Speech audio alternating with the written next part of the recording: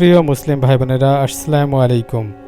এই বিশাল মহাকাশ অসীম, নীরব ও রহস্যময়। লাখো কোটি নক্ষত্র, গ্যালাক্সি, ধূমকেতু আর ব্ল্যাক হোল। কিন্তু প্রশ্ন হলো, এই বিশাল সৃষ্টির শুরু কোথায়?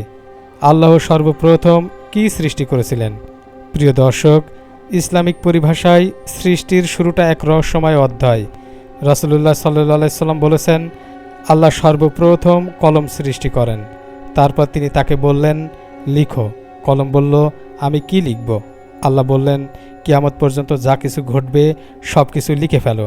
তিরমিজি হাদিস ৩৩১৯। হ্যাঁ, এই কলমই আল কলম, যার মাধ্যমে তকদিরের সব কিছু লিপিবদ্ধ হয়েছে।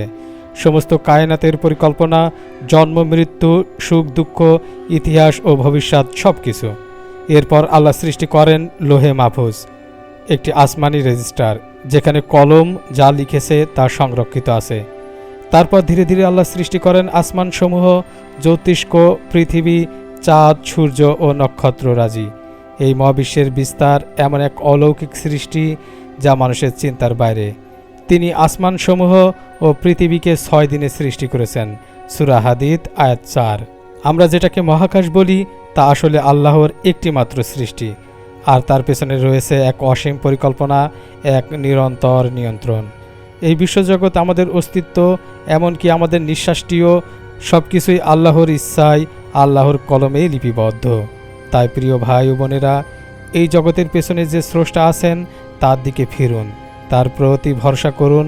তিনি আমাদের তাকদীর লিখেছেন সেই কলম দিয়ে, যা ছিল সৃষ্টির প্রথমতম উপাদান। আপনি কি আগে জানতেন আল্লাহ প্রথমে কলম সৃষ্টি করেছিলেন? এই ভিডিওটি যদি আপনার হৃদয় স্পর্শ করে তাহলে শেয়ার করুন, কমেন্টে বলুন আল্লাহর প্রথম সৃষ্টির এই জ্ঞান আপনাকে কেমন ভাবিয়ে তুলল। আর এমন আরও হৃদয় ছোঁয়া ইসলামিক গল্প জানতে আমাদের চ্যানেলটি সাবস্ক্রাইব করুন।